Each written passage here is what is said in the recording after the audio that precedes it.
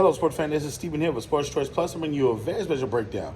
I'm going to be covering the New York Football Jets taking on the Miami Dolphins. Before I get right into that, I want to make sure you're subscribed to the YouTube channel so you can get all the updates, all the breakdowns. Without further ado, let's get right into it.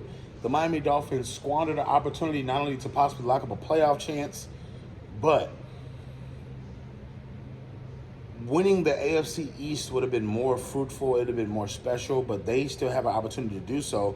But with the Bills winning that game that they won against the Chiefs and them losing, that puts them a little bit closer to the Buffalo Bills. When you're thinking about the game that they lost to the Titans had no business being in a game like that. The Miami Dolphins are a much better team than the Titans are, but they allowed this team to stick around. They allowed Derrick Henry to get ahead of steam, and late in that football game, Derrick Henry does what he does so many more times than often. He scores touchdowns. He's a battering ram that potentially leads his team. In this matchup, you saw that the Miami Dolphins didn't play to their best. That starts with Tua. That starts with Tua at the quarterback position. If he doesn't have a good game, generally this whole Dolphins team doesn't have a good game. And it doesn't matter if it's offense, it's defense as well. It's almost like a ticking time bomb. When he doesn't perform well, that bodes well for a long day for Miami. Now, most of the time, they're able to get away with it.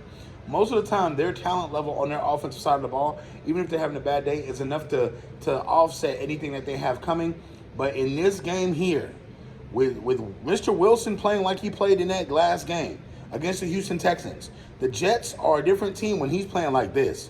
When this team gives you at least 21 points on offense, when he's moving the ball for more than 200 yards through the air, when this Jets team gets some type of offense, that defense for the Jets is incredible.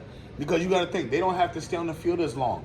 They're refreshed. They're rotating defensive linemen. They're rotating corners. They're rotating safeties. And they're playing true all-pro football. This Jets defense is one of the best defenses in the NFL. Coach Saleh is coaching up that defense as well as anybody else is coaching right now. And you got to think, when you got two corners that can essentially lock down, you got a defensive line that can get to the quarterback without blitzing.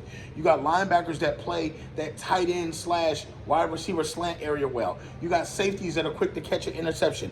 That bodes well for your offense because that gives you multiple opportunities to get the ball back and score.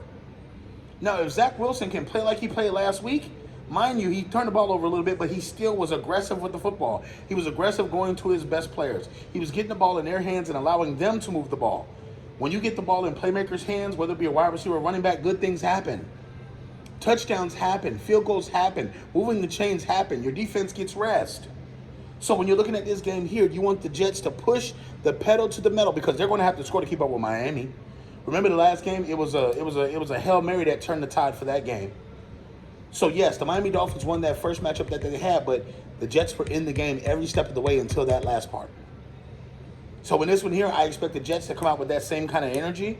And this could rejuvenate Zach Wilson's career. Because if he can hold this fort down until Aaron Rodgers comes back, he can be looked at as a hero. If they potentially can make some noise. Because this is the only thing that this team is missing. They want this quarterback position to be confident. They want it to be non-turnover prone. And all you have to do is get the guys the ball. When you can throw the ball in this Jet system, it starts the running backs to opening up the game.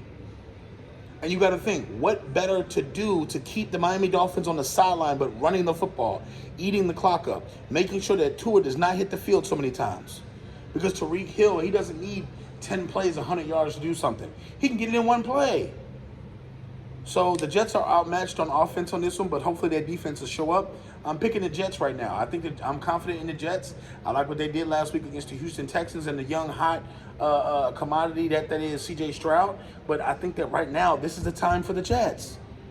Swipe while the iron's hot. Make sure you're getting wins so when Aaron Rodgers does pop back up with 2-3 games left, boom, you can insert him and then you can have a chance to make the playoffs. That's what it boils down to. So I'm picking the New York Football Jets to beat the Miami Dolphins in an upset fashion game this week. All you Jets fans, all you Dolphins fans, get in the comment section right now. Definitely check out the YouTube platform. Definitely make sure you're subscribed, and we'll see you on the very next video.